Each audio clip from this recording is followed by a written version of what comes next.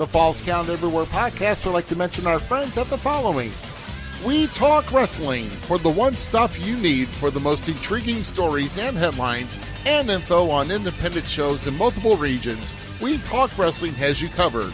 Subscribe to Facebook's #1 interactive community for professional wrestling today.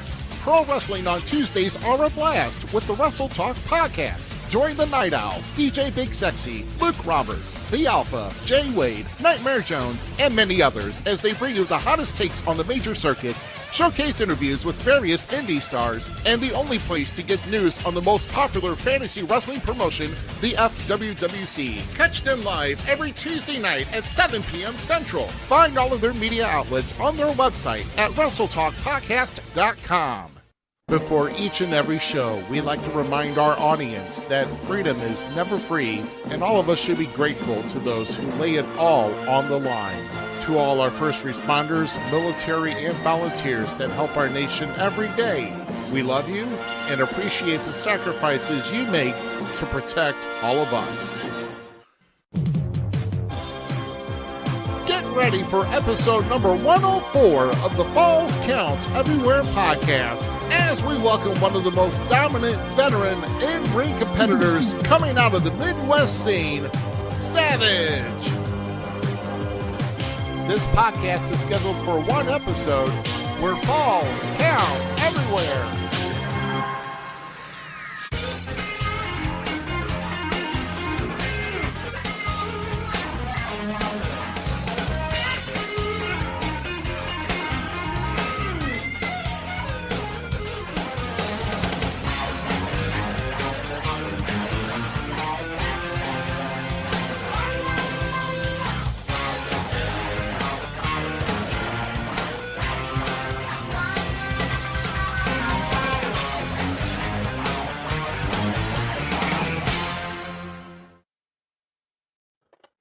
It's 9 o'clock on Sunday night. Do you know where your party is? Yeah, it's right here, brother. I didn't get a chance. I messed up. Gosh, no! It's usually me that's screwing up. Well, I was thinking about having this put up there, so like when our viewers come in, they would have it. But like I was trying to do it so it wasn't during the intro stuff. It's okay. That's all right. We'll usually get it up there anyway, but they know it in case we don't see your names. But yeah. Hit us up here in the chat, guys. We've got some people viewing here, and it is Sunday night, June 11th, here for episode number 104 of the Falls Count Everywhere podcast. I am Rough Cut Rick Ruby here on the left of your screen. And to the right is the Jump City Mouse Zmiz, who, or certainly, has seen more miles than I have in the past week. So, yes. Bella Ease allowed me to join my great boss and them. Another coworker of mine took the kids to Washington, D.C. So a group of us took the kids to Washington, D.C. Had a great time with them there. Got to know them a little bit more. It was really cool to see a different side of these kids that, sometimes get pushed aside. Oh, my goodness. And I guess the question begs, did you guys do a road trip down there? Yes. Beautiful 14 hours there and 14 hours back. Woo, boy. I'm hurting, and I took a face plant in the middle. We went to this awesome crawfish place called Hot and Juicy in DC. So, if you're at Hot and Juicy Crawfish Boil, place is great crawfish. Yeah. But we're walking across the thing, and I hit a divot, and Zmiz face planted. Goodness. Well, I would take into some crawfish, but after our experience 20 years ago, if I have some, I will blow up like a blowfish. And no, not hot and oozy. Yeah, hot and oozy. And see, did you see the question here from GQ, who are on road correspondent? Should we say GQ Monument? Yeah. Do we want to go there? Let's just should have been the first one taken down. Let's just put it that way. Grand opening, grand closing. There we go. GQ. Hopefully the roads are doing you good and you're healing up, buddy. Yes. And waiting for yeah, because we're going to be on some projects here, maybe for doing some correspondence work for GQ here because he's got a lot going on, and who knows? Maybe sometimes three hosts is too much. Who knows? But I don't think so. Unless we find a way to, well, I mean, hell, even jugglers got to learn how to juggle, right? They got to start with three to get good. So who knows? Just saying. Just saying. I'm Uh, in. you know. But either way, we're like so we're happy that all of you are here tonight. Hopefully all of the children are out of school. I mean, I guess for like the school year, but if you've chosen to put your kid in summer school just to keep them out of the house still, then I guess that's your prerogative. But either way, but still only summer school is only for half a day I each mean, day though. I'm actually a student and a parent. When I was even in school, I wanted to go all year round because I'm like, we'd get around sooner. Like that was my thought. Like just keep me in, just let me keep going. Right. Right, exactly. Uh shoot. Well, let's go ahead and get in here with our should we say with our curtain jerk of the night here. Unfortunately here this is going to be starting off the show here in a little bit of a somber mood here. This past week around, I guess it was around Tuesday, I believe. We heard the news of the passing of WWE Hall of Famer, the Iron Sheik, I believe, who was 81 years old. Um, Great accomplishments here, and really was one of the first guys I saw here that if it wasn't for him, Hulkamania will never have boosted as far as it did. And he had a big, big, big uh, uh, part of that whole thing kicking off for the WWF and getting Hulk Hogan's career on the rise. And if that hadn't happened, who knows where this business could have gone. So, uh, some out of respect here. We're going to step away here. We're going to do a 10 bell salute, followed by a moment of silence here for the Iron Sheik.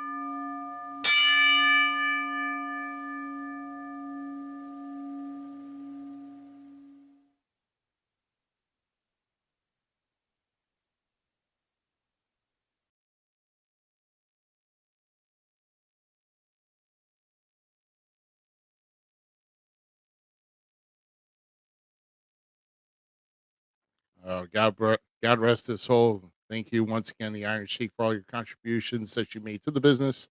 And like I said, just a big part of getting the WWF off the ground with the rise of Hulkamania, and then progress further into that. Another notables here for the Iron Sheik, of course, uh, was the WWF champion before Hulk Hogan took it from him.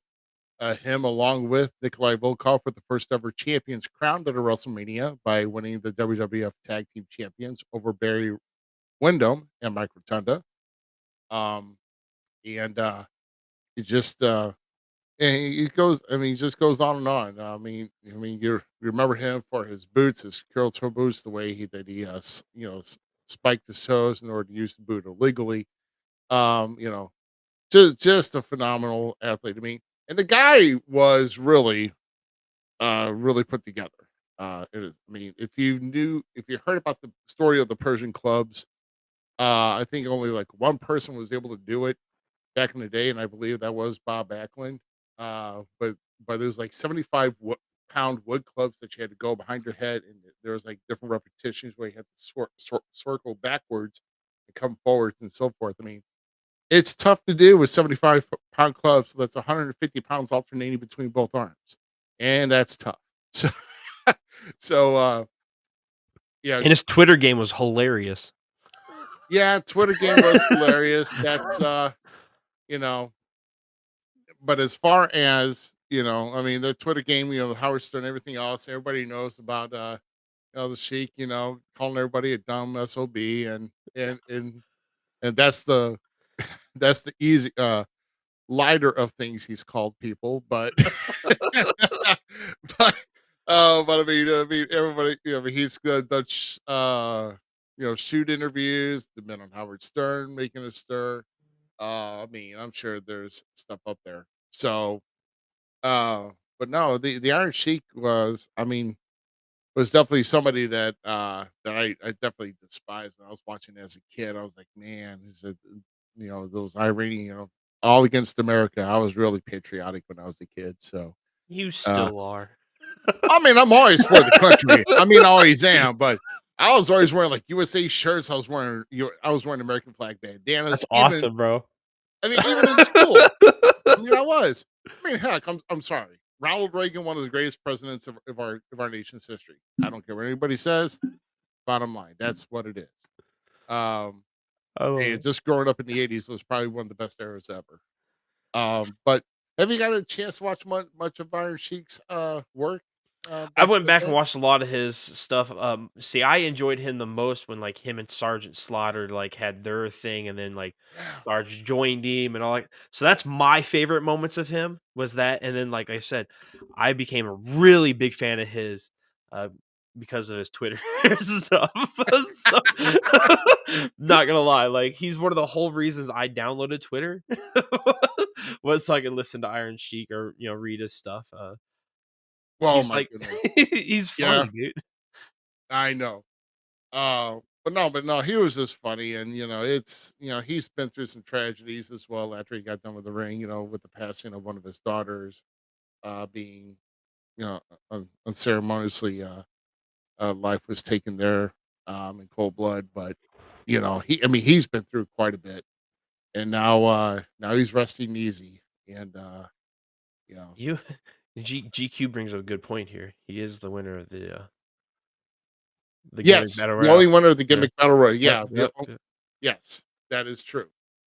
The only one, yeah, the winner of the only gimmick battle royal. And there's a story to that. If you go back and watch the Legends, they played the Legends show on A&E featuring the Iron Sheik, and there's a story to that. So go back and watch it again if you get a chance, or find it online or something. But it's a great story and it's ironically how they aired it last Sunday. They actually aired it last Sunday, and then sure enough, 2 days later, he's no longer with us. It's like He the was weirdest thing. So he was a strong dude too, yeah, yeah, like you he were was. saying. Like He was. But, like, so we remember the best, and of course, what he had to contribute to the business. So, we remember the best out of that. But, we diverse from that to we got a nice little clip for you to play here tonight. Having to fall upon some gold, you should say, a big nugget. I'm a big guy of jokes, me, especially when it comes within the business. There's a gentleman out of Cincinnati, Ohio, by the name of Kid Chris. Several years back, if you go, he's on Kid Chris is on YouTube. He does a lot of prank calls. So if you like sophomore, kind of a little bit of vulgar humor, then that's the guy you want to go watch his clips on. That's KIDDCHRIS. So that's Kid Chris. He does the most amazing impression of the American Dream, Dusty Rhodes, and he targeted two different buildings on these calls we're gonna play for you here, just so I mean, this is unbelievable. You guys got to hear this. um uh but it's yeah, you'll definitely get my drift whenever you hear it. So one of the first calls was I don't know who it was targeting, but he did happen to get a hold of somebody by the name of Rick, so we know where that's going. And then another one, he called an equestrian center looking for some horsemen.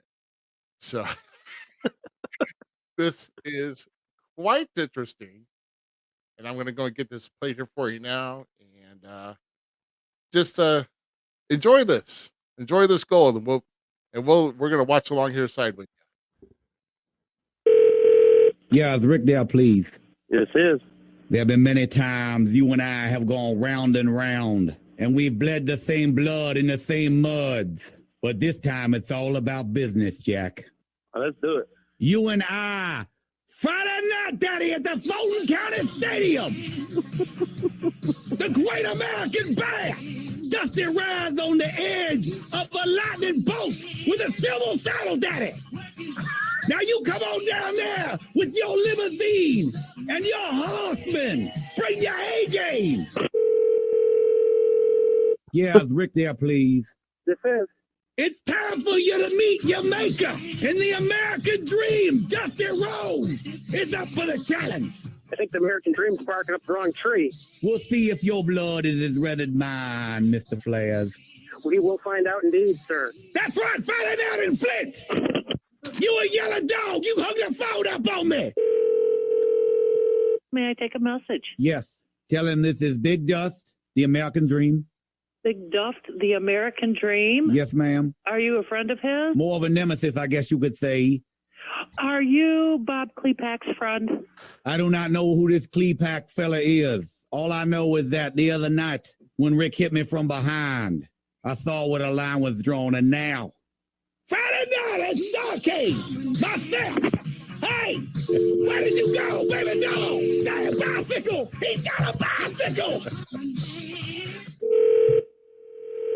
Stables. Yeah, I'm looking for a horseman. A horseman? A horseman goes by the name of Rick. Not here. Are you a horseman? I could be. What can I do for you? Friday night, you can see me at War Games. Bring all your horsemen, because I will have Moondog Spot, Moondog Rex, and the Monkey Brothers. Yeah, I'm looking for a horseman goes by the name of Rick Flair. Don't know him. Could I leave a message? I guess. All right, write this down. Tell him it's Big Dust, Okay. the American Dream. Okay. Tell him to meet me Friday night, Starcade. Meet you at the Stockades. Yeah, Starcade, Friday night. I don't know what you're wasting your time for. Is this Baby Doll? Baby Doll, I know that was you Jezebel! Hello, I'm looking for some horsemen. I've got plenty. How many you need? 4. 4 horsemen. Yes, sir. This Big Dust calling on behalf of Crocker Promotions. Can't hardly understand what you're saying, but Sorry, I got a little bit of a lisp. What about Chris Benoit? Oh, he did. Sorry. no, I don't really know what you're talking about. Is this J.J. Dillon's? No.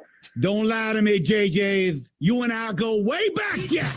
Well, it ain't JJ. You got the wrong person. Don't mess with the American dream, J.J. My eyes are open as big as silver dollars, Jack. Well, you got the wrong guy. You and I, J.J., leather strap match. Dustin Rhodes is the master of the strap match. J.J. Dillon, you a yellow dog.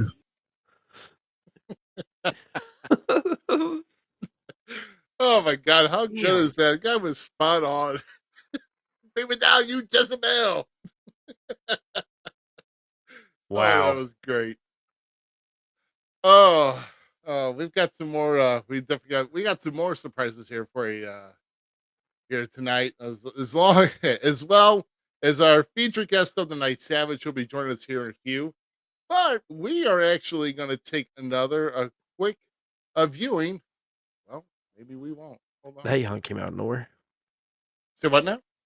I'm exhausted. And a yawn just popped up. Like, I'm sorry. Oh my gosh. Dude, it takes it out of you. Now, see, it's ironically like a year ago, I was in Arizona at this time. I had driven like 20 hours to go to Sedona. And of course, that drive back. But I mean, not that DC being 14 hours. I mean, my God, did you guys make it an entire day? Yeah, we left at like 4 a.m. both days. Oh, Although, my- I mean, what is it, Wednesday? You're coming back? No, Thursday. Crap, no. Saturday. Saturday we're coming back, right? We're coming up over the mountains and stuff. And I didn't go to bed right away. And that was freaking awesome. Like, oh, my goal is into the mountains. So, like, I see my goal in the horizon. Like, that's where I want to live, is in the mountains. hey, there's nothing wrong with that. It's nice countryside. I love taking a walk. I love taking a drive through Tennessee and the Smoky Mountain region. because that's nothing but great scenery and taking drives down there. I mean, I went down to Chattanooga, went down to Gatlinburg. Hey, it's all great stuff, man. But now, guess what? My video is ready here now. Take a look at your upcoming shows here in about a couple minutes, and we'll be back here with our featured guest, guys. See. Check out these great shows and appearances coming to a city near you. Saturday, June 17th, New Genesis Wrestling presents Melee and Muscuda at the Lou Civic Center located at 213 North Market Street. The main event features NGW Heavyweight Champion Marcellus Knight defending his title against the returning Scar. Adult tickets are $10, kids tickets are $5, kids 5 and under are free. Visit ngw.ticketleap.com/melee to get your tickets in advance. Sunday, June 18th, Cottage Hills Wrestling Alliance presents Gateway to Glory at the American Legion Hall in Edwardsville, Illinois. Doors open at 4 p.m., bell time is at 5 p.m. Adults tickets start at $13, and kids tickets start at $5. Scan the QR codes on the show poster to follow CHWA on Facebook and YouTube. Saturday, June 24th, Mid-States Wrestling returns to the Relics Event Center in Springfield, Missouri with a card guaranteed to make history. An over-the-top battle royal where the winner will receive $1,000 and a championship tournament to crown the first ever MSW Missouri State Champion. Doors open at 6 p.m., bell time is at 7. Get your tickets locally at both Premier Pawn locations, online at mswtickets.com, or by phone by calling 858-848-SLAM. Saturday, June 24th, IWA Productions returns to Mount Vernon, Illinois with an all-light heavyweight showcase with all proceeds going to the Children's Miracle Network. The IWA Productions light heavyweight champion Tobias Storm will defend his title against Logan Ridge. Door ticket prices are $12 for front row, $7 for general admission. Doors open at 6 p.m., bell time is at 7 p.m. How about a worthy cause and get your tickets for this special event? Saturday, June 24th, Glory Pro Wrestling presents Locked Up at the Del Mar Hall in St. Louis, Missouri. Doors open at 6 p.m., bell time is at 7. Your main event is a steel cage match pitting Cody Lane facing the Call-Out Challenge from Warhorse. General admission tickets are $25. Get your tickets online at Ticketmaster.com or by going to GloryProWrestling.com. Remember, fans, without you, there is no wrestling. Make sure you visit these shows and support your local promotion today. Yes. Cody Lane better to destroy Warhorse. Hey. Yeah, you're for Cody Lane in that? So Hell yeah, man. Cody, I've watched Cody develop and grow in the last years, and that kid is good. That kid is fun to watch. We used to call him a ghost because he's kind of on the pale side. Like he's a Seamus White, you know what I'm saying? right. And so me and my buddies would make fun of him when we go to the Glory Pro show. And he's just such a good sport. Awesome in-ring guy. Awesome talent. Yeah, well, I mean, then it's Warhorse. I mean, that's going to be quite a. I mean, they've had battles before him, but this steel cage match at the Del Mar Hall is going to be one for the ages. So, yeah, man, so $25 general admission. That better be a spectacular card. I'm telling you right now. Great. So, oh my goodness, but I'm looking here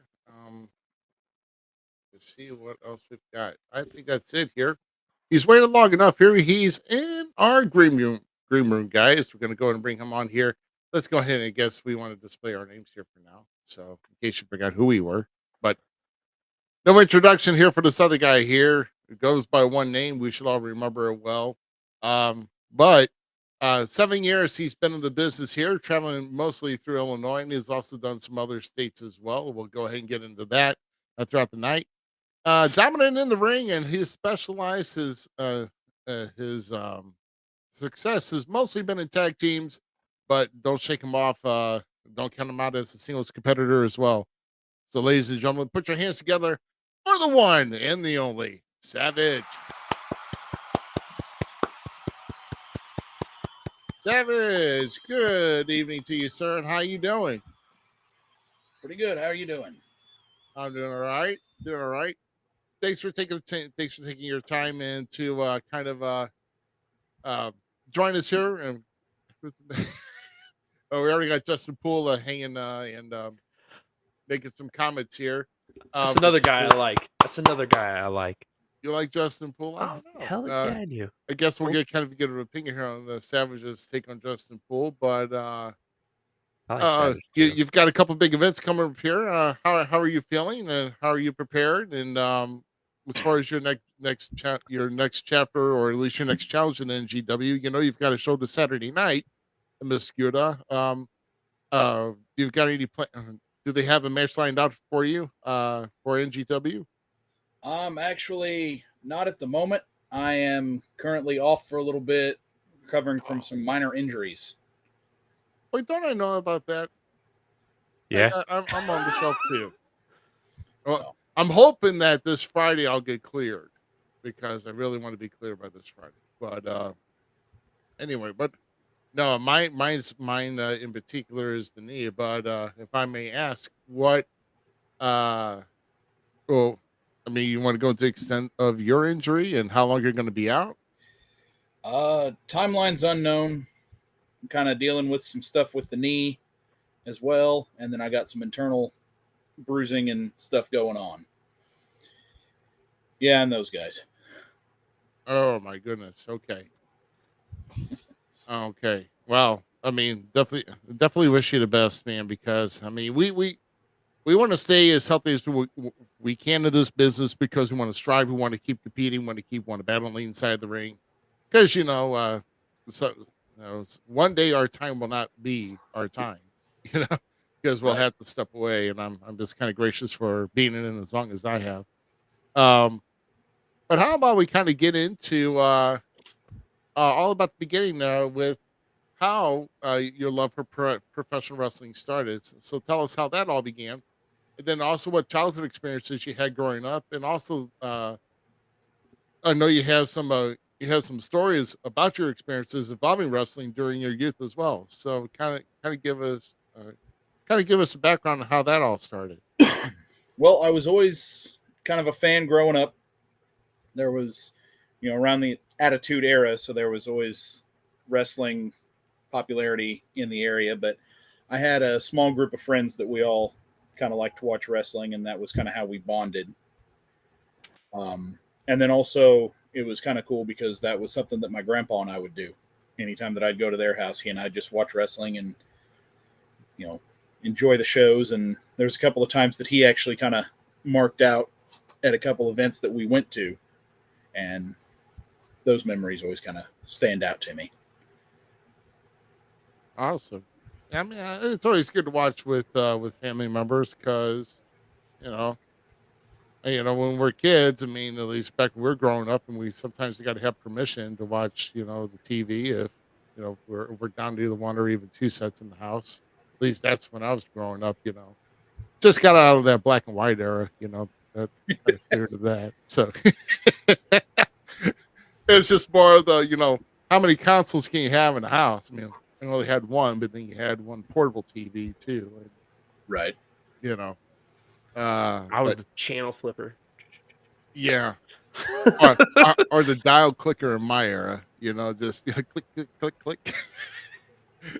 Yeah, and the rabbit ears and I feel about the hanging out with grandpa. Mine was my great grandmother got me into wrestling. So like hanging out with her and watching wrestling and stuff, or like if I didn't get to watch wrestling with her, like talking to her the next day, like I got to see her, and like us being like Hulk Hogan, blah blah blah. And then when Hogan went bad, whoo, grandma did not like that. And Mine, that it was sticks with me. actually kind of the opposite. I got my grandpa into it. Oh, sick! Because it was one of those, I was young, so it was, okay, if you're going to watch this, we're watching it with you to make sure it's okay. And then my grandpa gets into it through watching it with me. So, Oh, that's awesome. That's even cooler, actually. oh my goodness, yeah. Well, it kind of had to be for me here too, because it's like I was flipping through the channels one day, and then wrestling comes on, and then I try to sneak whatever I can whenever mom and dad will walk out of the room. Like if they're not really like, are you watching this, mom? Are you watching this, dad? Let me just kind of go up with the cable box and go to the slider and just move it to the USA network. Or so hey, I get it here, but Also, what about some? Because I got some great school stories as well. Because I had some friends that loved to wrestle, and we always practiced, and I think with all of that, that kind of helped me groom myself, at least get ready when I got into training. So I knew how bumps are feeling. But uh, did you do much in school growing up as well, or? Just backyard wrestling and stuff. And then, of course, once I got into high school, I actually was on the wrestling team, Yeah. so that kind of helped a little bit of the technical side. Oh my goodness, yeah. I mean, it's good to get your amateur wrestling skills. Trust me, they do come and play because they will. They'll definitely come and play if you go further into the business and in Yep. and everything else. So I mean that's I mean, did you have any favorites at all? Well, I mean, hold on a second. Yeah, and I kind of jumping ahead of myself here, but I mean, let's just kind of say, with the style that you have, because I'm a big guy, you're a big guy, Right. Um, who do you? Is there a big guy that you model yourself after that you think he's got an awesome move set? Um, I get a lot of inspiration out of Vader, watching a see lot of that's old Good Vader pick. matches, and Good yes, pick.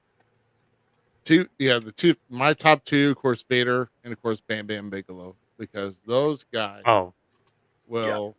I mean, those guys are stellar for moving, and they even had matches in Japan that just you would have thought like, God, these guys are doing that, you know. So right. you know, and that's a combined of like what 800 like 825 850 pounds between the yeah, two of and them. they were flying, dude. They would hit each other with literally everything. Yeah, yeah. Oh I my, can't pull off like the Vader salt or anything, but it's like when he would just get a hold of him and start clubbing him, and he'd do the what I call bullying him. I'm bigger than you, and I'm going to show it. That's kind of what inspired a lot of my moves. yeah, throwing stones, man, or you're throwing hammers, man. Yeah, that's massive. So So yeah. you've had many teachers throughout your years, and name some of these teachers that you've had the time to spend the ring in with getting you ready for that first match, and what things did they implement that helped you build that first match? My initial and primary trainer was John Bach, and it was bringing me in the right way. Don't be afraid to ask questions, but when it comes to being taught by the vets and everything, ears open, mouth shut, they'll guide you the right way. And since I had done some amateur wrestling, he was kind of able to build on that to get me in going even more. And then once I kind of had my first match against someone that he knows very well, that he trusted, El Magnifico, he knew Magnifico would take care of me. So we had our first match, and then from there, I actually got to go up to Chicago about once a month, work permitting.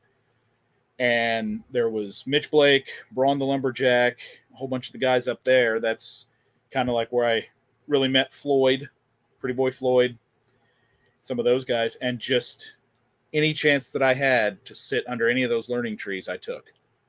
And Mitch did a really cool thing for Global Pro Wrestling.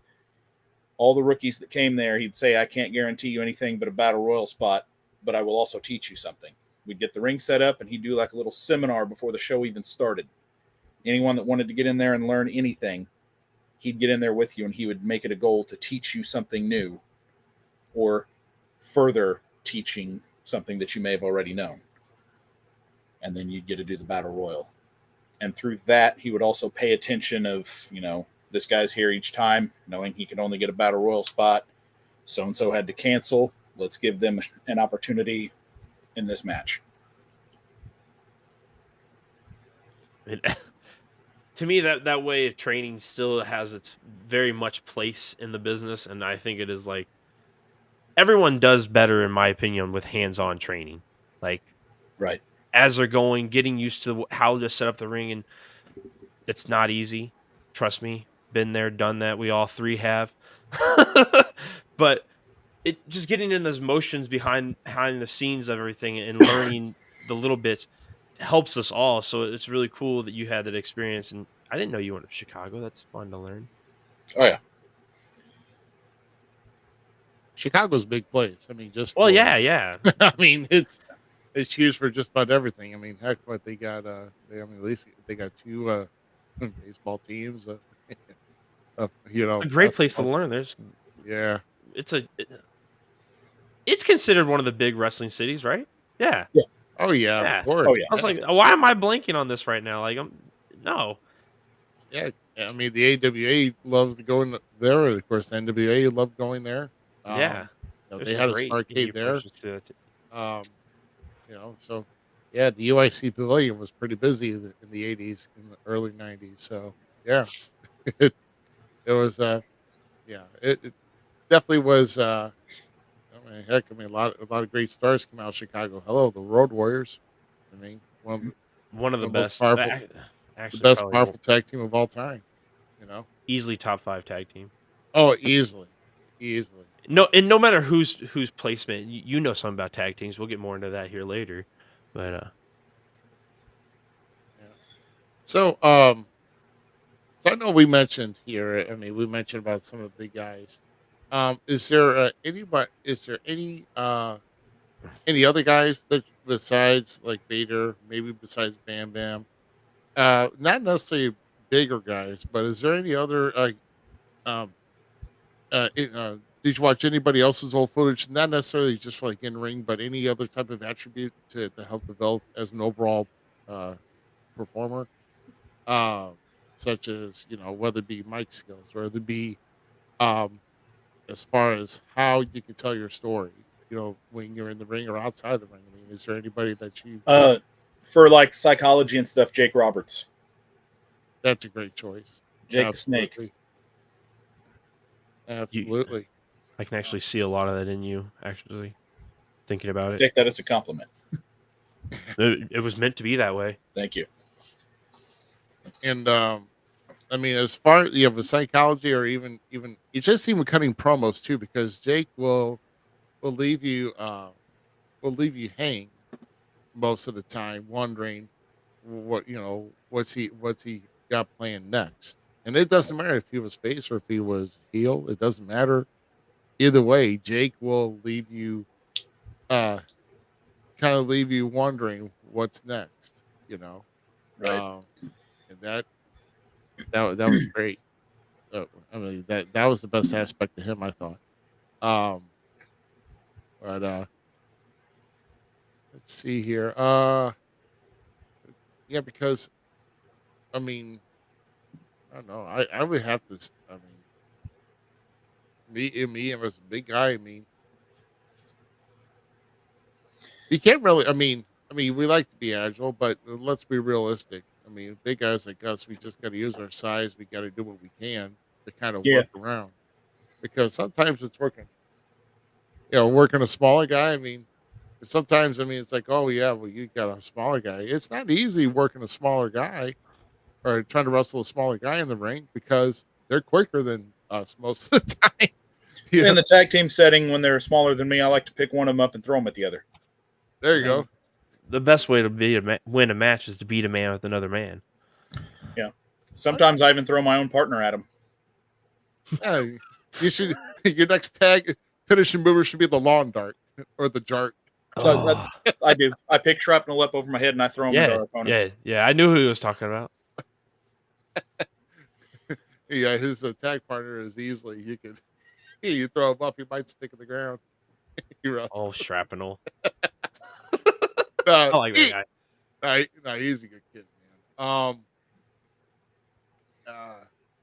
Did your I'll do one other question here. I'll send it over to Zach. But when you got your grandfather involved watching wrestling, is there any particular favorite that he liked whenever he was watching, or did he get that far involved in it?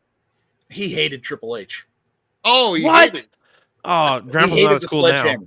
now. No, Grandpa's not. My as grandpa cool now. came from the generation men were men, and you'd win a fight on your own, you'd lose a fight on your own, all that. So anytime Triple H would bring out the sledgehammer, he would start cussing up a storm, yelling at the TV. But actually, one of my personal favorite memories was we were in the audience for the first Hell in a Cell, Shawn Michaels and Undertaker. I was there. And the dark segment where China and Triple H came out, he hated China too at that time, because it's like, here's this woman that's out here beating up the men, but a man's not going to hit her. And actually, the first time that my grandpa marked out was they're beating up Taker, and then he just no-sells and grabs China by the throat, and my grandpa goes, yes! And he picks China up, and then my grandpa stands up and goes, yes! And then he starts marking out more than I am.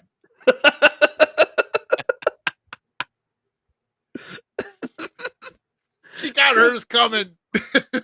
I have a China picture like that somewhere, like one of those old promotional posters. That's funny. That Grandpa got really into on that one. And Triple H is one of my favorites. Oh yeah, I like Triple H. But the way that I see it, whenever he was doing that stuff, you weren't supposed to like him, so he's doing his job right. That's true. That's true. So you sent over a couple photos to us. I'll get them up here. Sorry, my bad. What? There you go. There we go. Display. Show us. Could you explain the significance to each one of these photos and what the memories mean to you in these photos? So, the top one, before I started training, when I was always a fan, all I would hear is, in the wrestling business, you'll make a lot of acquaintances and very few friends. Since I've gotten in, it's more of a brotherhood. But what's special to me is the three that are in that I consider three of my closest friends in and outside of wrestling. And the picture was taken by Jason Halbert, who is another one that I consider one of my very good friends in and out of wrestling. And it was the fact that at one time, all of us were enjoying success in these different companies holding these various titles. So to one go of those from guys hearing, are my I'm good going to make a lot of acquaintances and very few friends, to having some friends, and we're all having a successful run together at the same time. And then a funny story about that top one. I'm sitting there holding the IEW and IWA tag belts, and the blue one's just kind of dangling. And right before they take the picture, Sid goes, "Here, let's make sure they can see it," and then holds it up right as Albert takes the picture. The bottom one, that is Bo Tatum, and he and I pretty much grew up together. He was one of my friends that I was talking about in grade school that we'd always watch wrestling. Went from kindergarten all through high school together. He went off to college. I went off. We did our own thing. Reconnected at a class reunion where he told me he was training to be a wrestler and that I should come and check it out. And he's who introduced me to John. And so we went all through school together as wrestling fans and friends. And then we trained together side by side at the same wrestling school. And then once we both debuted, we were on different paths to where we would be against each other or on total opposite ends of the card. That show was the first and really only time we've had the opportunity. We were a tag team. And that was where we just kind of looked at each other and, "You ready to do this? Let's do it." And then went to the ring. So that was a pretty cool moment for me as well, because you grow up with somebody, you have this mutual passion, you train side by side with that passion, and then everything that I had kind of done in St. Louis, he's done up in Chicago. He's who I rode with to go to Chicago, but he was on the main event while I was still, lower card, trying to build my name up, because he caught on a lot quicker than I do. He's got that natural athleticism that he just gets it. But the fact that we were able to be a tag team together here locally, pretty much in the town that we grew up, was a pretty cool moment. Nice. Yeah, that's well, I'll tell you what, I thought for a moment I was looking at that I thought it was Uriah at first, but I was like, no, that's not Uriah. I mean, I'm sorry. I didn't know. Yeah, I had a kind of double take on that. So, but no, that's awesome. to know that some things do come around full circle in this business, and that's kind of cool that you got that moment. I mean, and then you guys got to work together. Um, at the end there. I mean the buddy and the friend I had that we did some wrestling together. I mean, we never did anything like that. I mean, of course, he went off to do his own thing, and I just pursued my dream. So, but that's kind of cool that you had a chance to get to share that moment. Um, so in regards to what I want to ask here is within ring work, uh, is what characteristic or like like the in ring fundamentals that sometimes with us larger guys do. Do you see what do you think is missing with some of these guys? I mean, like something like maybe some of the larger guys we work, or maybe sometimes it is difficult to work. I mean, those larger guys, obviously, it's going to be difficult for us to pick each other up. But I mean, if we're really strong. But is there any thing that you feel is missing today? Even with, I mean, not just larger guys, but is there like any type of characteristic or fundamental that most of these workers seem to be maybe forgetting, or that you'd like to see more of that's inside the ring? And what do you think? What changes would need to be done in order for that maybe to kind of get the crowd more into it more? Psychology. I'm a believer of you can never have too much in ring psychology. You get a big guy and a little guy, and it's not going to be as believable. A little guy is just beating the crap out of this big guy and throwing him around. You want the fans to believe, oh, this guy doesn't stand a chance. Look at the size of his opponent. And you can do the David and Goliath story. But there's so many times, and it's not everyone, but there's so many times that it's like, I want to do this spot, this spot, this spot, and this spot. And I'm just like, no, our story doesn't need that. I am way too big for you to be thrown around. I'm going to throw you around. How are you going to get up from that? And, there's some guys that they just don't quite understand where we're saying with psychology, and they think you're just dismissing them as nothing, and that's not the case. Boy, I'll tell you.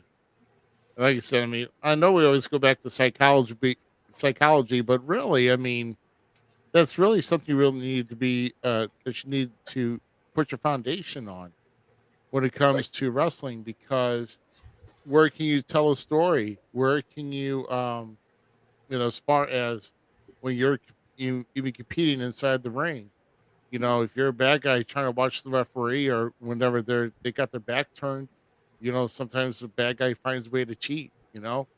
It's it's all about psychology, and that's the biggest fundamental that you need to have. Right. Because trust me, it's for every match, it's not a sprint. It's I mean, I guess you can call it a race, but it's not a sprint. But you don't necessarily need to cross the finish line first. I mean, because some guys will just go out there and they'll just spot show without trying to say, hey, I can do this move, this move, this move, and then there's nothing to it. Right. One thing, like I say, you need to pay attention to the audience and who pay attention to the people who actually pay money and pay the ticket to get in the door to see what's inside that squared circle. Yep. Know your audience. Yeah. What works here doesn't necessarily mean that it's going to work everywhere. What works here might not work for the audience, 2 hours up the road. Right. Stuff in Chicago, not everything works like it does in the St. Louis area, and vice versa.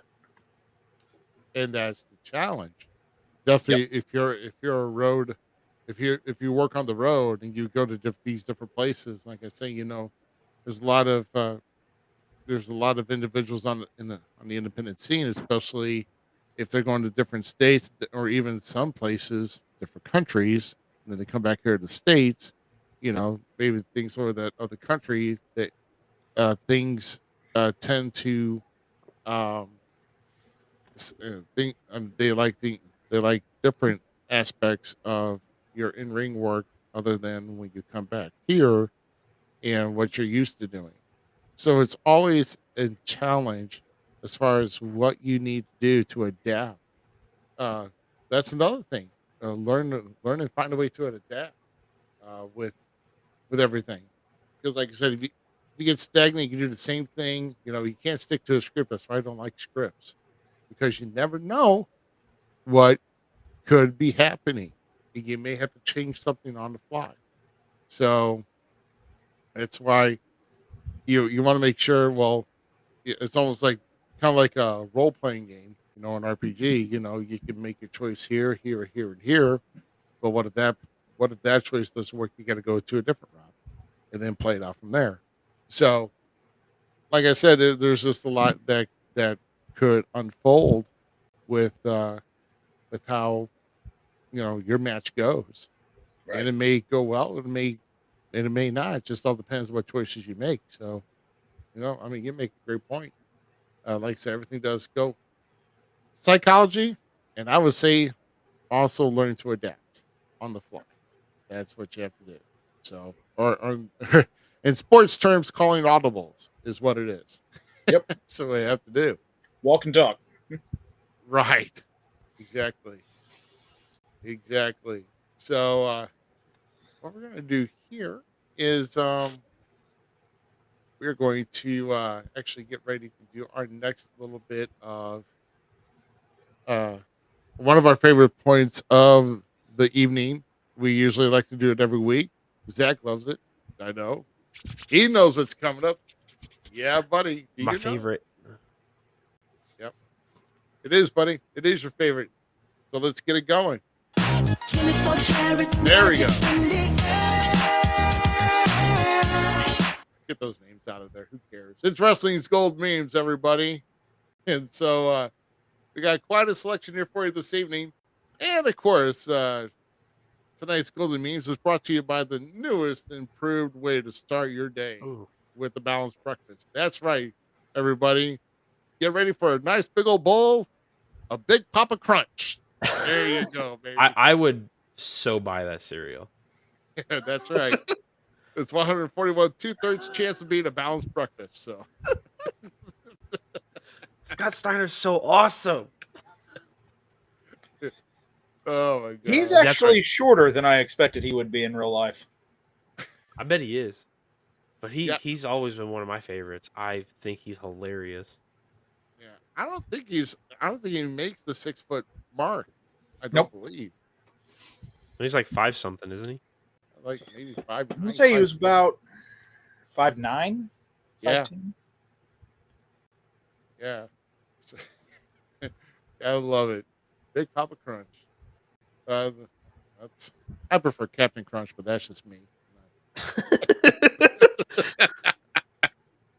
Oh my gosh. The big Oh, booty so daddy far, first cereal. image here. Let's see.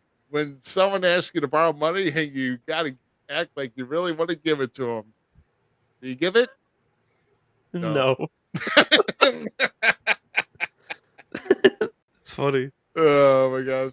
Referencing what happened on SmackDown a couple episodes ago here, and with Jimmy Uso being out of the bloodline. Oh my gosh! To talk about a story. He's not out yet, supposedly. Like he gave the ultimatum that if Paul leaves, he'll stay. All right. Well, no one's done anything yet, so. And by the way, Scott Steiner says his build weight is 6'1". Well, yeah. If you put 3-inch lifts in his boots, but his mask off. Yeah, right. Yeah, and the mesh comes off right. But no, like this storyline is great, by the way. But no, it's not over with yet. No, it's not over with yet. Nope. With gas prices and that stuff now, of course you're gonna say no. Right. How about this? Me trying to explain to my girl that I can't go out on the weekends anymore because they got to watch SmackDown on Fridays and Collision on Saturdays. So,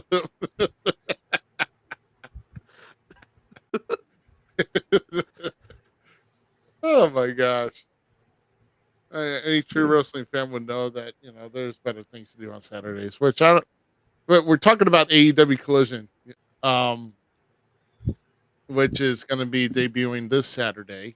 This Saturday. I don't know. Is that going to be an every Saturday event? I don't know, dude. All I know is CM Punk's back, supposedly. That's right. And with that in mind, that's right. CM Punk's returning. So let's make a gentle reminder of his glory days in WWE. You know, you're stupid and you have no friends. You're like be a That star. was a beautiful segue. I didn't even know that was the. That was good. That was good. That made it all better. Is like me just bringing him up and not having a clue. Yeah. I miss his fuck. He had some great promos, like the ROH one where he has the invisible mic. You ever seen that one? Oh yeah. And he Yeah. goes up to the lady and he's like, "I'm not even holding anything, you dumbass." That promo is great, like money. And then some of his promos in WWE, you know, of course, the pipe bomb, but there are so many other great ones. I personally liked his mic work the best on the Straight Edge Society, which was underrated. Oh, that was great. That was a great 3-person faction. So what I'm saying is I will watch Collision just once because Punk's be on it because I like Punk and I want to see AEW succeed. There you go. And then for our next one here, recently Apple just released a new product, very new brand new product called the Vision Pro with everything. That I'm still trying to learn what all it does, but guess what? Oh yeah, you work for them. Right? This is what today's cost of having something cool. You look at that, right? Please That be is the not a stink face. It was $3,500 for this Macho thing. Man sunglasses. Oh yeah. Oh my Sorry. god! Are you guys telepathic? Really? Are you going to mention it? Priceless. There you go. Yeah. Oh my god! My first image, like was like when you get this to watch WrestleMania and you put it on, it's just Rikishi's ass coming at you. Oh my god! Put that 3D. No. You guys are coming out of the screen. I don't know why that's the first thing I thought of, but whatever. Oh my gosh. They do look like Macho Man sunglasses though. They do. Let's say when you're the originator of cool, priceless. Oh shoot. Oh. Well, That was fun. there's one more thing here. One more thing. What's And I think we've seen it. It was about a couple weeks. I've shared it at least within our group. It might have been shared on We Talk Wrestling, but I got to share it. With a preview of the AEW Fight Forever, which, by the way, June 29th is the official release date of that. and they're saying the game is like excellent, like old school wrestling game. So like I'm pumped for that, but the graphics, my guy, like Right. you know, just because you're going for old school, like you get so Right. Exactly. It reminds me of what was that game that came out about 10 years ago or so that WWE did that was the old arcade where everyone's like overly muscular. Battleground. No, even before that one. Oh, I don't know then. Oh my god. It's like when Punk still had long hair. I don't remember. Oh my gosh. I don't know. That's bugging me too because I thought it would have been like Battleground. Are you talking 2K or about like something. was it Slam or no? I don't know. But oh my god, dude. No, that was I know which one you're talking about. I can't think of it now. Yeah. I don't know. That's what it kind of reminds me of. Yeah. Well, I'm gonna play this clip here. This is been a there's some people testing it. It's a tag team match. I think it's involving Bryan Danielson, Chris Jericho, I think maybe Trent Beretta, and then also John Moxley, which I'm going to urge you. This is a short clip, so I'm going to urge you to pay attention to the right side of this clip and just see what happens here because you'll get to see some special effects here, what goes down. So I don't know. If It was this Legends game. of Wrestling. It was this game. Legends of Wrestling. I don't know. That's I don't know. That could have been No. here too. Are you looking it up? Go play the video. Roll the video. I'm gonna go and roll the video. Yeah, here we go. Dude! Hey! Dude! I got Let's go! Attack! Attack! Attack! Oh! I threw a fucking bomb at you! Oh my god! So apparently, John Moxley grabs a bomb or like gasoline can. He throws it on to break up a pin. So something explodes to break up a pin. So I don't know what. You know what? You know what? I'm totally in for the idea of like a Smash Brothers wrestling game. So if they give me like if it's a wrestling game that has kind of like the Smash Brothers feel, if you don't know what Smash Brothers is, you're missing out because like. Oh, I know. Okay, Smash Brothers is like one of the greatest N64 games of all time, and everyone that is a nerd for video games knows that. So if AEW can give me something like that, but like wrestling, I'm totally down with it, dude. I'm in for it. All Stars. That was it. Sorry. WWE. Oh, that's right, because it was That's on. good. It was on the Wii. Yes. It's a WWE dumb All-Stars. game. Right. Great attempt, dumb thing. Battlegrounds is actually kind of fun. I actually did kind of dig Battlegrounds. Yeah, WWE All Stars. That's right. I also didn't pay for it, so like, was not a I reaped the benefits without having to like fork out the dough. Yeah, if you pay for that game, apparently. Unlike TNA Impact. Oh gosh, that's Buddy, one of terrible those wrestling games. Just change your middle name to Sucker because that's what they played you for. I don't know. ECW had some really nice like old school video games like those, and they're way third party companies making them, but they're pretty cool. Oh yeah. I mean, I think not Jax. Acclaim. What? Acclaim made the ECW ones. Yeah. I thought we were gonna go Scissor Me. So let's get back to talking about your illustrious careers and things, and specifically your tag team world. You're 7-time tag team champion in multiple promotions with different people now. Break us down how like you've been able to work with them, and who has been the most challenging to work with, and who's been the one that's like it just worked, it clicked. Well, it kind of go back to when we were talking about, know your audience, adapting and all that. Working in a tag team, get to know your partner and their style and your style. So you kind of adapt that way. Some fit, some don't. Of course, when I teamed with Scar, that was interesting. He communicates in grunts. Then teamed with Ivan. He didn't speak a lot of English. Right. And then now I'm teaming with Shrapnel, and we're just having fun. I let him fly around. I'll pick him up and I'll throw him, and all the while I'm picking my opponents up and slowly beating them down with my fist. And then there was another partner. I don't want to talk. Say it. You got to give him props. Don't do this to him. You got to say it.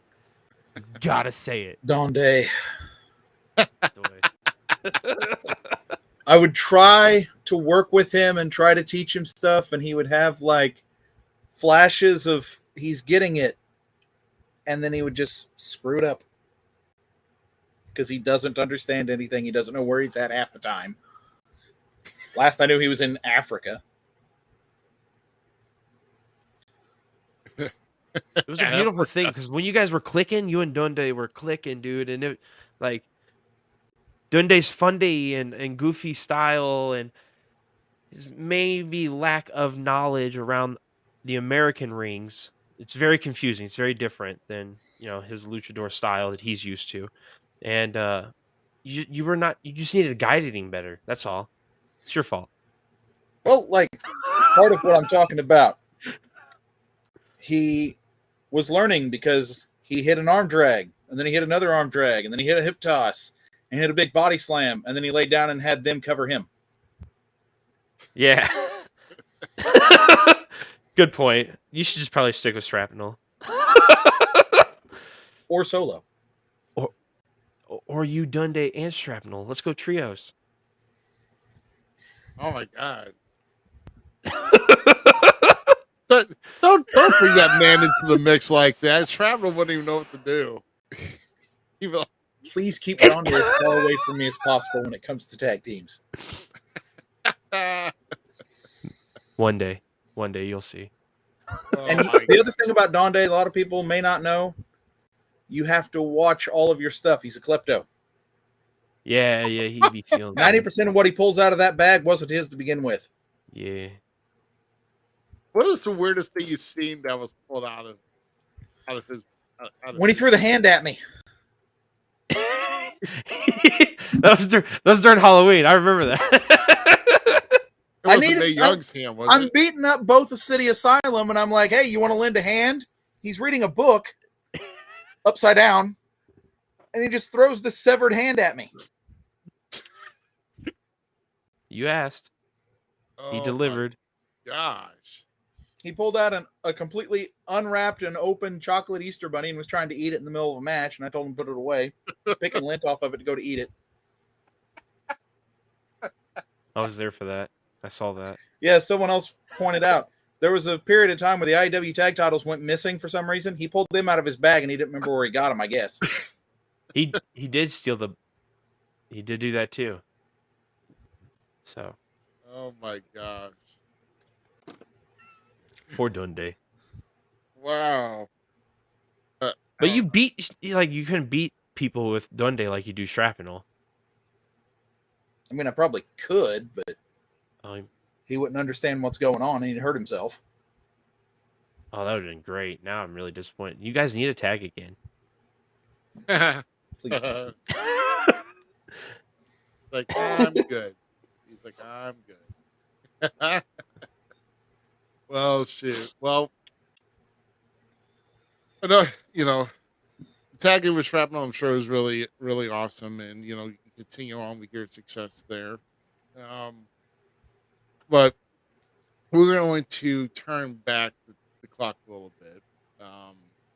I was privileged, at least. We're going to go back into the actual World Powerhouse Wrestling that was the main promotion, except the last 9 months that really count. But going back, because I was privileged at least to hold on to the U.S. title during part of the COVID era for about 6 months. But also around that time, you guys were also an affiliation with the AIWF, the Allied Independent Wrestling Federation, which we're getting some of their guys on here. But at the time, you guys, we've also heard we've got a story from Marcellus Knight to tell us what happened there. But you also went down there as well, from what I understand. So, if you could kind of tell us the story of your travels down, of what we guess, I'm calling it the Hell in Houston show, because it was definitely something that you guys were not expecting, and you guys had to kind of scrap to trying to make the trip worthwhile in a sense. So what exactly happened during that trip?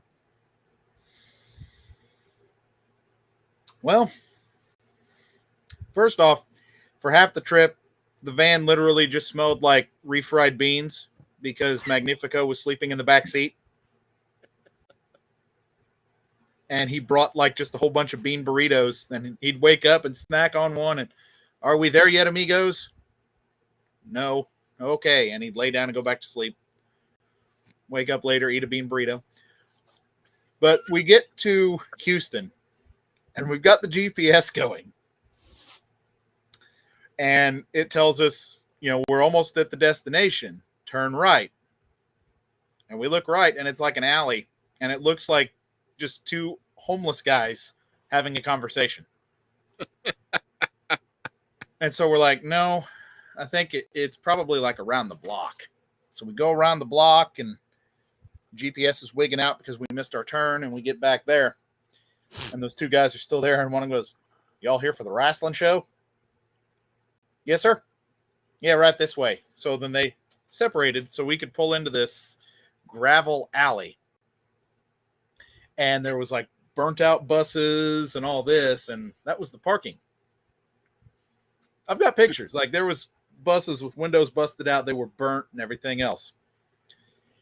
And we get there and we go in, and it's like a metal barn.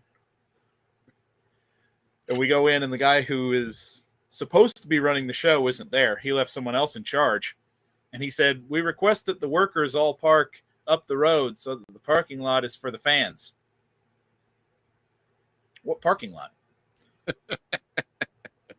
Okay. That ring was hard, real stiff. Wow. And then I think there was maybe 6 people showed up because nobody locally marketed it. And also on the way there, the promoters that were taking us there were getting messages of, hey, we got to cancel, because it was a group chat of all the promoters doing this. It was supposed to be a big showcase. And all these other promoters were day of, hey, we got to cancel. Hey, we're not going to make it. So that was our first red flag, but we were already like 3 hours out of town. I would turn right back around, dude. If it's only 3 Yeah, hours, knowing how far Houston is, I would have turned my ass right back around. That's what I would have done. But let's be thankful that they didn't do it, Right. because now we got this great story about. That was also around the time that the tiger was running around loose in Houston. I don't know if you guys remember that on the news. So there was also a situation. Legally, we can't go into details. Right. Shrapnel was involved in an altercation with 5 other guys. Someone got a concussion. There was blood. And Marcellus Knight had to sit with Shrapnel the rest of the night to make sure no one else got hurt. And by the time that was all done, they'd caught the tiger, and it's believed he turned himself in. Oh, my God. That was whenever I first learned don't judge a book by its cover. Shrapnel is one tough. Yeah. Well, that's my buddy. Oh, my God. That's horrible. Wow. No, wait. No, somebody's saying that that those guys that pulled up here, yeah, they were drug dealers. So it's the back gravel alley. So you park down the road from. I mean, it's almost seemed like the thing that kind of boggles my mind is I have seen footage of other events that have been at that show before, and they've had like a packed house. It's, I guess, where Sammy Guevara had trained. Right. But we went there, and there was only 6 people. Huh. Oh, my goodness. I just hope no one's just having fun with artwork and just making images up. I just, that's how you hope that nothing happens like that. Oh, my gosh. How far did you guys have to park? Did you have to park down like a block, or, I mean, because obviously, it was about a block and a half.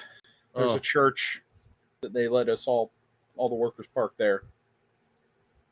Lord, man, y'all needed Jesus after that night. I mean,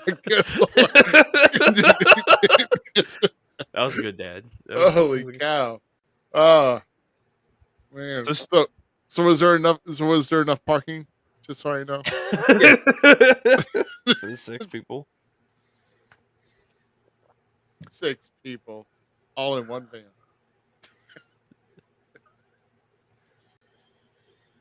Go ahead, my friend. Sorry.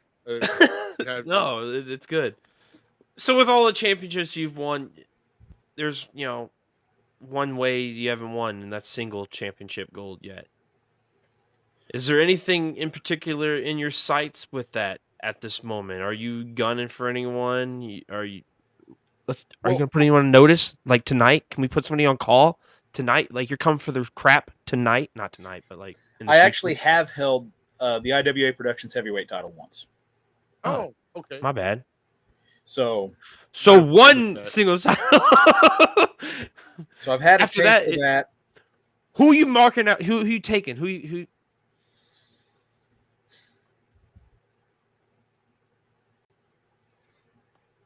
you going for your brother? I'll just take whoever stands in front of me. Ooh, that's fair. Sid and I have actually had quite a lot of battles. He's won some, I've won some. They've been tag team battles, they've been singles battles. That's my brother. So I've held that IWA Productions heavyweight title once. Having it a second time sounds pretty good. Okay, so that's one. What about now? You know the letters on your shirt. You know, there's a. Never know. Oh, okay. Hey, and sometimes if you're up there in that bracket, I mean, if you're actually listed as number one contender and your good friend is actually the champion, sorry, but you know, friendship's got to step aside for a bit while you guys compete to see who's the best. Here's another one.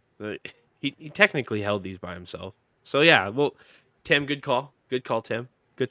That's right. Yeah, tag title solo. That's why he had to have Sid hold up because he was holding both of those titles. You know. Yeah. So Sid's like, I got. And then I was forced to have Donde as my partner. Oh yeah. Sorry. Hey, but at least we got to see like severed hands thrown at you, and you know, eating chocolate Easter bunnies. I mean, I hope to see Donde. The thing that a lot of people don't get that's all the time with him. I like Donde. He was saying he was going to do the NGW show here in Jeff, and he showed up in Geffen, the Netherlands. Like he's messaging us, where is this? I don't understand. Where is everyone? And we found out he's in Geffen, the Netherlands. Yeah, he's going to different places in the world. I was like, and then I guess IEW had like a Rumble match at the Elks, and he was called to ask to be that. And for whatever reason, he thought that they wanted him to find an elk and rumble a book of matches at it. Oh, Donde. Comprehension and perception are two different things. Yeah. And sometimes they don't match. Wow. That's incredible.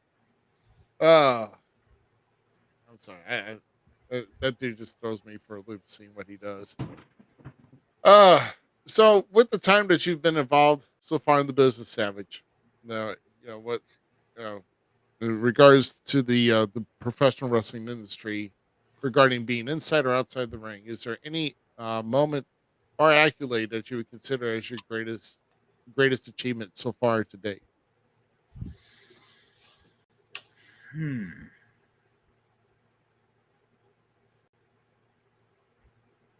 That's a tough one because I've had a lot of good, a lot of big moments.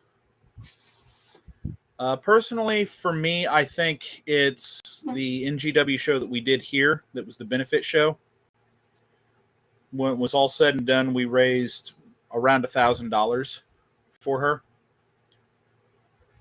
Nice. And so I consider that probably the biggest one because I was a part of that.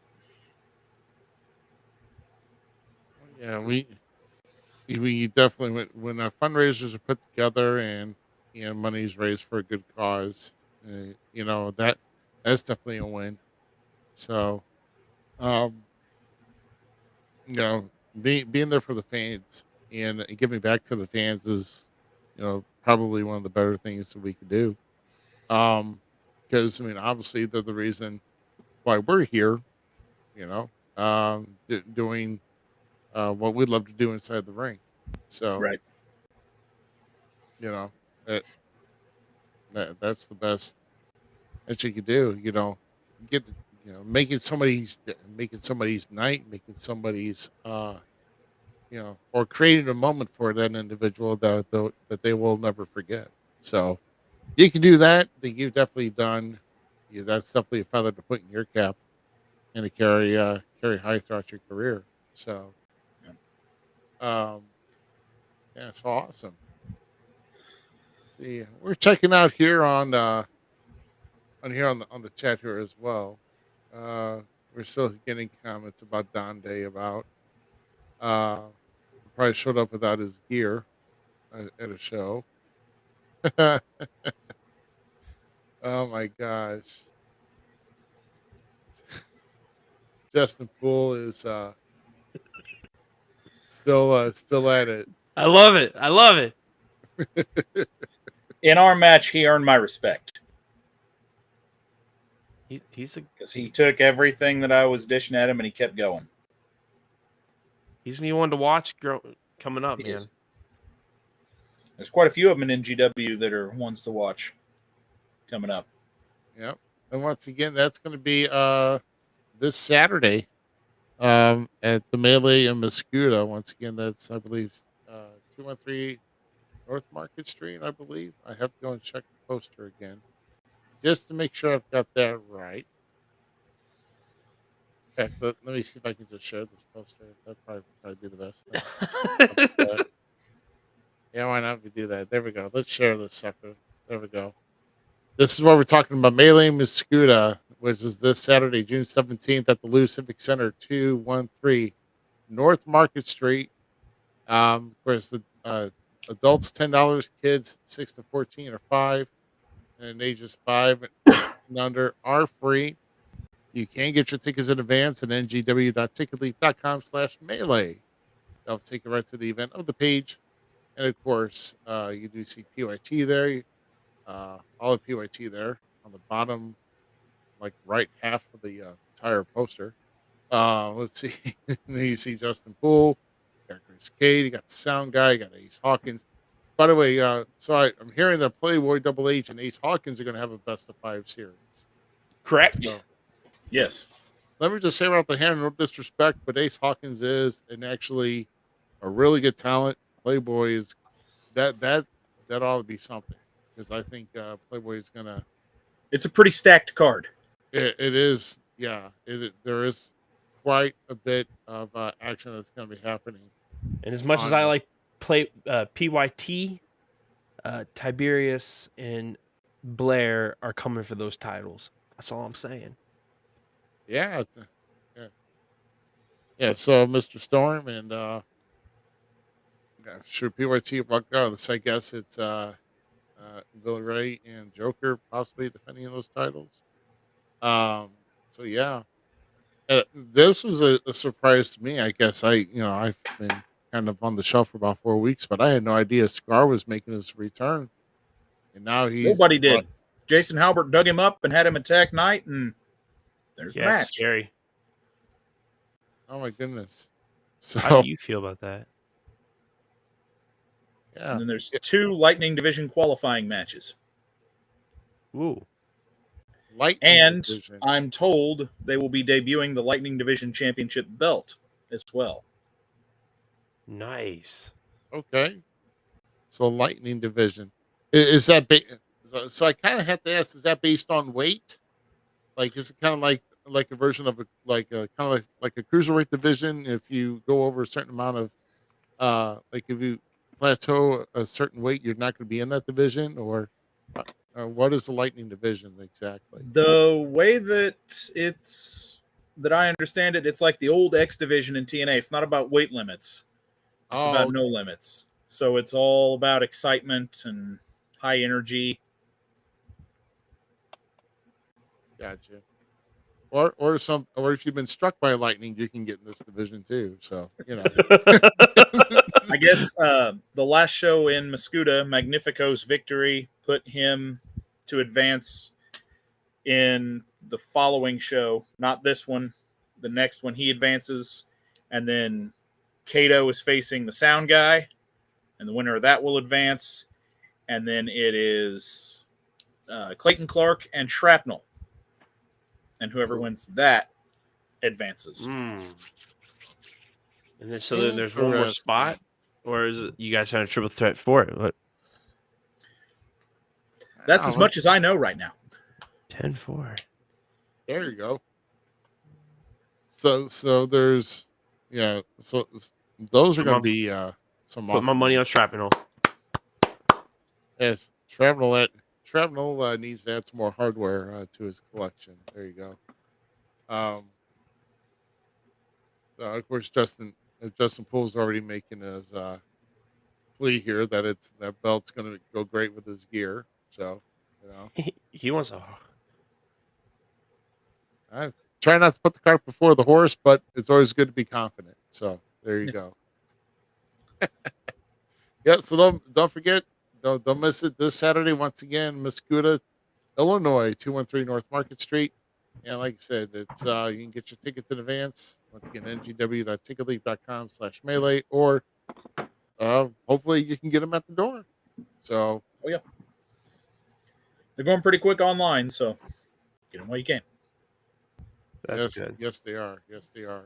So, all right, man. Well, tell you what, Savage, it was a pleasure to have you on here with us here tonight.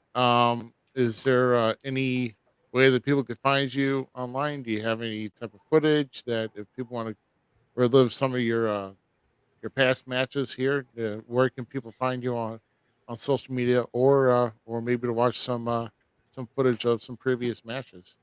I can get on YouTube and IWA Productions YouTube channel, the Illinois Elite Wrestling YouTube channel. And then you can hear my beautiful voice. That's right. Preferably watch it on mute. Damn, dude. Watch it on I think the old WPW YouTube channel is still active. So, yeah, I'm sure I'm on there too. So, and then on Facebook, it's facebook.com/The Savage Nightmare. And now there is a Pro Wrestling Tees Savage store. So. Ooh. oh, there you go. I think I'm probably one of the few that have not gotten on the bandwagon for that yet. So I don't know. Let's see if they're any interested in maybe throwing our merch out there. Why not, right?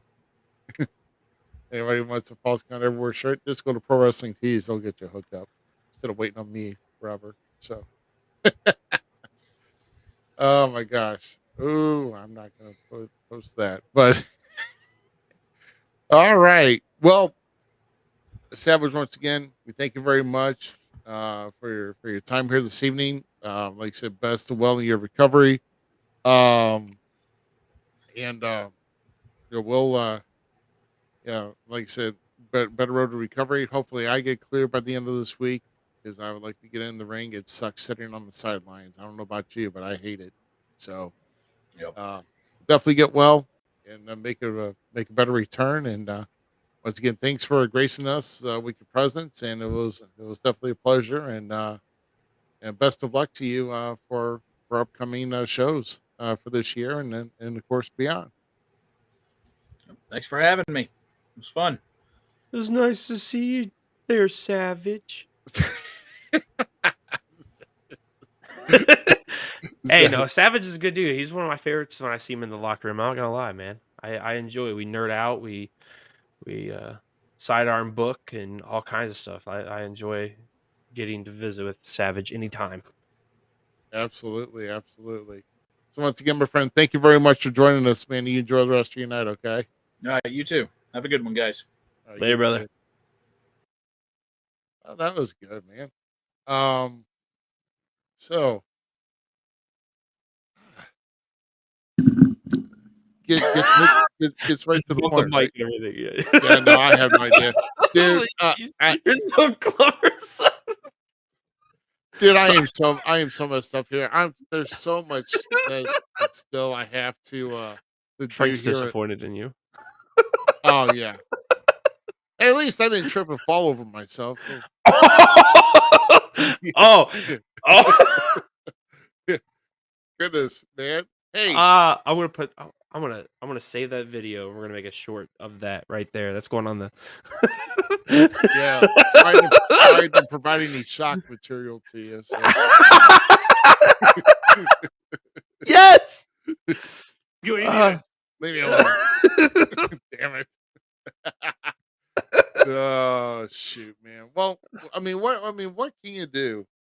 Um, we've got maybe one other thing we're going to talk about here, and this is I want to kind of show this picture because I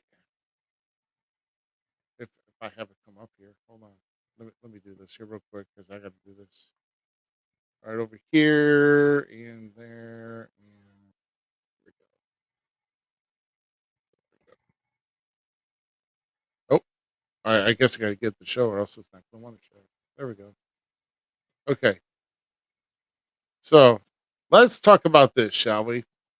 Oh, And a trending headline here with WWE changing out belts. So this past Friday, Asuka was now she had her belt turned in, and it's now, if you look at these, and I'll take away this caption here. If you look at this, it's now the WWE Women's Undisputed Champion here. So basically, they've tweaked this gold plate here, right around here. Okay, so it's sorry, nope. Yeah, there, Dusty. You had your moment in the sun, bro. But right here it says Women's Undisputed Champion. And so she was presented with that Friday night. Of course, Charlotte Flair coming back, making her return. And I don't understand the making of this title, but whatever. so, Z, do I really need to beg the question here? I mean, can you think of the question where I'm thinking of right now? Where after seeing this, when Um, we're I mean, the only thing that I'm think they're going to do something for Raw tomorrow night. They okay, have to. so yeah, so what happens with Rhea? What happens with Rhea? If anybody else, you should be kind of like kind of a little deterred about this because I just don't understand what's going on. Like I don't get it now. Like so this went from the Raw Women's Championship that was on SmackDown and now presented Asuka with the WWE Women's Undisputed Champion. So what does that leave for Rhea? So oh my goodness. So I mean, I don't know. I I, agree with what so is it the Women's World Champion or because that's an undisputed championship there. So I are we think gonna that's where they're going with it. I think they're dropping like the Raw SmackDown thing, which to be honest with you has been needed for a while. Because think about it, the men's titles weren't the Raw world title and the SmackDown world title, so like dropping those promotional things, right? I think's a great way to remove it. So I really do feel like we're gonna get the women's world heavyweight championship And I over really there. hope so. But if you're gonna, this is what. How many? Oh my gosh! So what? The thing that I just keep deterring is when is there going to be originality or making change instead of having these huge ass W's on a freaking 14-inch medallion? I mean, and that's for like about every major champion that's in there. So if you get a big W, you're the top dog. I like you're the winner. I You're don't. the I just winner. it's getting tiresome. I don't like the. I don't care what you say. I like the new world title. It's horrible. No, it's not. No, I'm not. If you're talking about Seth's title, that's something different. At least their W is smaller, but I still don't like it. Oh, On okay. the fact you can still make it Okay, smaller. because I like Seth's new title. Like, also, and this is gonna sound bad in some sense. Like, I'm a fan of the old ECW, the WWE ECW title. I think that title was like, it's not great, but it was still like, I don't know. There's something to that title that I thought was kind of special. Uh, Mark Henry made that for me because I guess that's probably why I love that title much. Mark Henry is one of my favorite wrestlers to like never really, and I was watching him do great stuff there with Hall of, yeah, I'm gonna stick with that. But I like Seth's World title, Yep. I mean, now that I've looked at it, I mean, obviously Seth has got the unique belt out of everything here. and it's paying homage, like the Yes. details. I sent you that video through We Talk Wrestling because I had to because I'm like, dude, this is good. Yep, I did. And now that I've watched it and understood, I'm like, okay, I get so, but why does the W still have to be as big as it is? Why? I don't like it. I mean, I, yeah, AEW is a little bit smaller, and almost every company does it now. yeah, at least AEW's belts are better. I just kind of wish their product was matched their quality as their I don't know, belts. But man. Adam Cole, MJF, I'm ready for this. yeah, but I'm ready. wait, I was it Isaac that posted a picture the other day and We Talk Wrestling with like Adam Cole doing this Bebe pose with the belt, and then he had like freaking pencil arms or something. Probably it was him or Tyler. Oh my god, that's funny. I think Isaac posts some funny stuff. I mean, Tyler does too. So, Isaac's my boy. I love oh my Isaac. god. But anyway, that's just my take. It's just like, why do you got to keep making these changes? And how? So obviously, I mean, was really the draft? I mean, does the draft mean anything anymore? Because That's what I'm confused about, but whatever. They're like jumping on like AJ came to Raw and did some things. Like it's very confusing now. Very for confusing. now, the only the show branded belts that are out there are the undisputed tag titles What? because each of them have a red and blue belt. So are they going to Wait, target? the tag titles. The tag titles is only on NXT. Oh, oh, never mind. You're talking about Kevin Continue. Owens and Sami Zayn, Yeah, brother. keep going. Thinking also how Ronda Rousey and Shayna Baszler challenged for the NXT titles. My Oh my bad. god! There you go. There you go. Yeah, there's your market. You're just going to bully everybody. Yeah, let's take the B team's titles too. I mean, it's not Curtis Axel or Bo Dallas, but you know what I mean. Man, don't bring them up because that could have been a great tag team. Like, I They mean, could have been. they were a great tag team. No couldn't have been. They were a great tag team. If they screw Pretty Deadly up, I'm gonna be pissed. Right. I love Pretty Deadly, so like, please, please. I mean, they're getting over as guys that, I mean, I don't know. I almost want to call them the douche canoe, but it's because they play off so well. Oh, they're I so know, just good. their gimmicks. It's like, oh my I god. I mean, love the guys. They make me hate them, but I love them at the same time because they're so talented and stuff. I'm like, yes, give me more of this. So yeah. I want to see you wearing one of those shirts. no. You're like, Negative. nope, not doing it, not doing it. Oh my god. So, uh, no, I mean I don't know that because it almost begs to find out now if they make Kevin and Sammy new titles. Everybody's it's like everybody's getting covered in the All Star Day. Yeah, well, I don't know. That's funny. The Olsen twins have Pretty Deadly has more meat on their bone other than those Oh, Olsen stop it. twins. So but I mean, if new titles come, then mean there's only one tag team that's between both brands. So are they still going to flip brands? Or are they going to keep them all Raw? And I SmackDown's not mean, going to have a tag I've championship. always thought they should jump brands, but that's just me.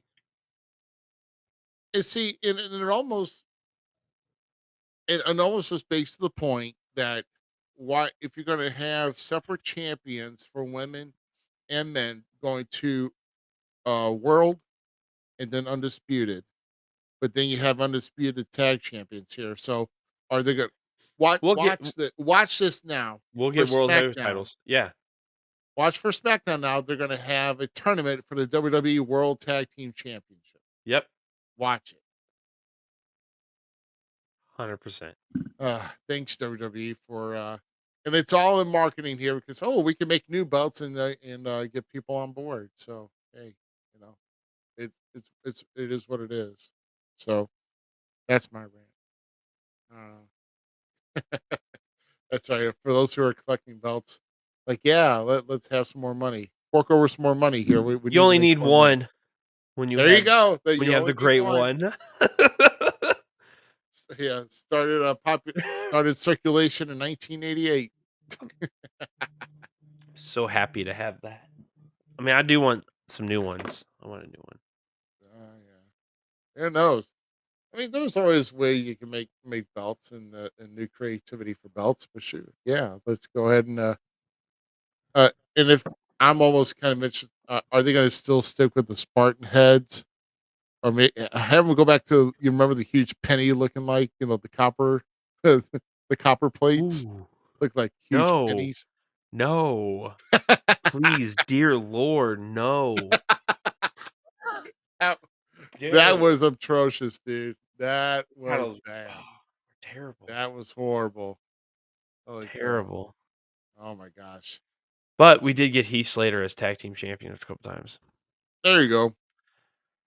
That worked out well, especially with him having kids. So Heath Slater's one of my faves. Sorry, I don't know why. Like when you talk about the copper titles, that's what I think of.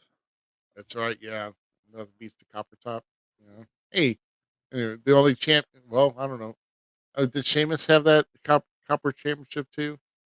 I'm trying to think of superstars. I think him and the bar held the copper title, didn't they? Oh, I don't know. I'm just thinking of championships that uh the tag team champions that actually had the belt that actually matched their hair. But That's yeah, so dumb. only Heath Slater is all I could think of here. But I'm just No, I think Sheamus did, if I'm not mistaken. yeah, he could've. Isn't him and Jack Swagger holding as the tag team champions? Oh, I don't know. Now I have to go. No, it wasn't Jack Swagger. That was Cesaro. Shit, sorry, Cesaro and Jack Swagger. I have to find out with Jack Swagger. I mean, Jack Swagger was world heavyweight champion, or JK or whatever. But Yeah. it's whatever it is. So, Oh wow. I got a picture sent to me about like what the rumored leak would be for the new titles, and the new titles look sick. But oh, it's a goofy. Here, I'll see if I can, because I don't feel like trying to bring it up on the. oh yeah, look at that, a huge big W. There's a shocker, a huge big W. God, how original! Get that crap out of here, man! Come on, put some on it. That's got to be the laziest belt maker in God's creation. Get out of here.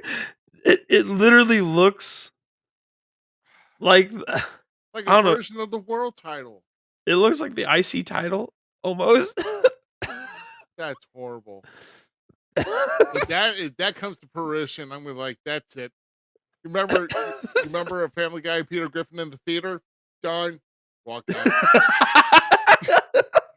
But That's me. it's not bad actually. I mean, the big W. Oh my gosh. Oh. And you know what? If they're gonna do it, if they're gonna do it as World Tag Team Champions, start putting lineage to the previous tag team titles. I'm talking about the ones from the WWF era. I'm talking about ones that came out in '86, when Beefcake and Valentine held them, and then, of course British Bulldogs, Strike Force, Demolition, Heart Foundation, all them guys. Put some meaning behind those World Tag Team titles. Just do it. So, Right. put some lineage behind, but don't make the for God's sakes, don't make the W so damn big, will you? God, it irks me. I'm gonna fire the guy. I'm gonna fire the guy. Be like, stop making all these damn W's. You're gone. Go. They're just I'm gonna winners, shut up. bro. They're winners. People are gonna be like, oh my God, look at this. Hold this. Oh my God. What? That tag team. Oh God, that is just horrible. Talk about originality and laziness. Was like some type of Aztec border. What kind of crap is that? It looks like an Aztec border, something that comes out of like freaking Arizona or New Mexico. Like it's like a desert title. Look at that crap. Anyway. I'm done. I'm done. I'm done. I'm done talking about it. Give me a drink. I'm done. Just leave me alone. You went off pretty hard. I'll be all right. I'm about ready to spit on myself. I'm getting so upset. I just want originality. I want some creativity. I just want some creativity, man. That's all I want. You know. And then after this, shut they up, don't need to G. be making any other more belts. They GQ, don't. they're not changing the US title. They can't. That title's already good looking. Leave it alone. Yeah. Don't. It's fine the way it is. If that happens, next time I see you, I'm smacking you in the back of the head if they change it because I like the US title the way it is. So if somehow that comes to fucking fruition, I'm hitting you because this one's actually making me frustrated that you would even say something like that right now. Because Bobby Lashley did a lot of work to make that title look great, and it looked great on him. And now Austin Theory is holding it beautifully, and I can't wait for that title to mean more again. Oh yeah, I can't wait for Rant done. Can't wait for him to hold that title for 3,000 days. Remember that promo? Like, shut up, dude. You're not going to be holding the title for like 20 years. Get out of here. Austin Theory's doing a great job. And then you have freaking Gunther over there making 365, looking like a boss, smoking a cigar on a freaking island thing. So did he make a full year? Yeah. All right, so he's got 12 more weeks to go. WWE is doing so good on making their titles relevant again. So right now I'm okay with them like re-crisping them up. As long as we get less titles. Don't make more titles. Right. So maybe he finally the Honky Tonk Man gets surpassed. And Gunther deserves it in my opinion.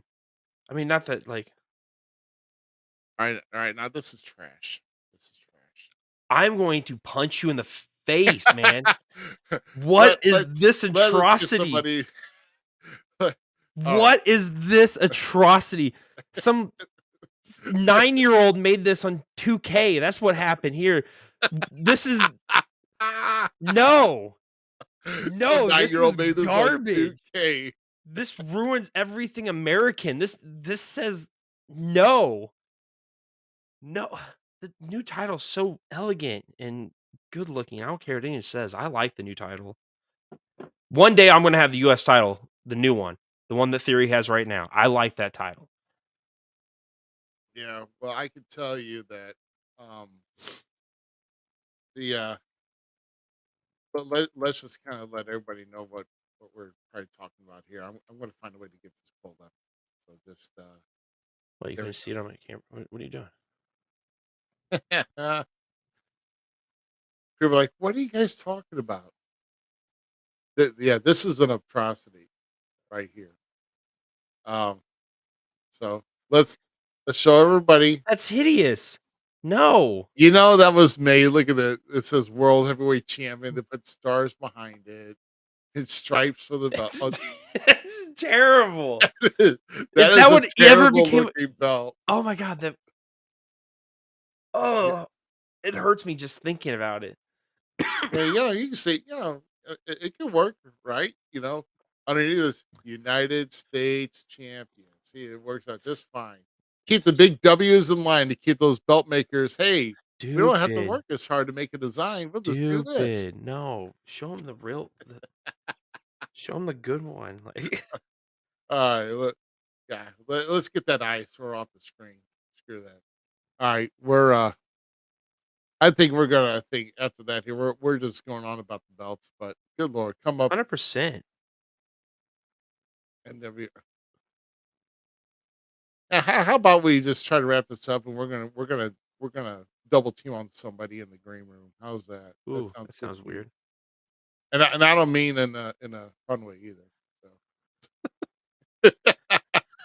This has been episode number 104 of the Falls Count Everywhere podcast. Everybody, we thank you for tuning in and hanging out with us here tonight. We will be on next Sunday night.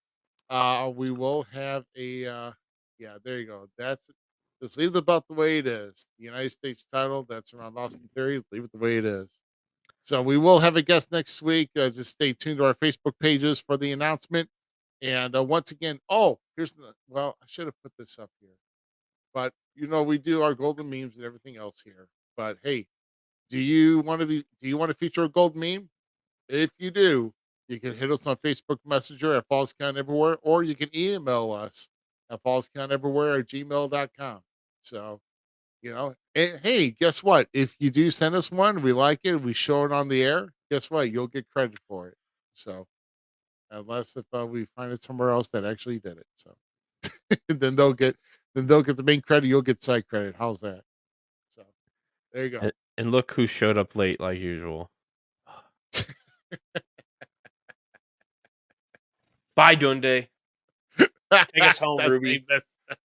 What did I miss? How about this? You missed the entire show because we're getting ready to go off the air. How's that? You missed the entire show. Oh, Z, any more final thoughts before we head off here this evening? Man, it was a great night hanging out with Savage. I particularly enjoy the gentleman, and it's always nice. I was actually pumped when you sent it. I was like, oh, hell yeah, we're doing Savage. I was in DC, and I was like, sick. Like, it'll be an easy night because Savage is just so much fun to talk to. So, Oh yeah, and we got a line of guests that are, well, hopefully to book up the entire summer here. Hopefully within the next couple of weeks. I hope so, but we'll book as much as we can. We want to keep it busy. We want to keep it rolling here at the Falls Count Everywhere podcast. So for the Gem City Mouse and Miz, I am Rough Cut Rick Ruby. We thank you very much for you all tuning in here tonight. And we will see you back here next week. Same time, same channels. Make sure you share us. Facebook, YouTube, Twitch, Twitter, all tickle that Falls like Count Everywhere. button. And of course, at Twitter is at FCE Podcast. And let us know what you think. If you got anybody in mind that you'd like to have us on for a guest, you can throw up, you can send us a message as well. So we thank you very much for everybody tuning in, and you all have a good rest of your night and have a great week coming up. We'll see you next Sunday night, guys. Thanks again for tuning in to tonight's episode of the Falls Count Everywhere podcast. Don't forget our friends at the following: Outside the Ring STL, the Searcher and Hide podcast, and We Talk Wrestling. The Falls Count Everywhere podcast is an LTX Enterprises production.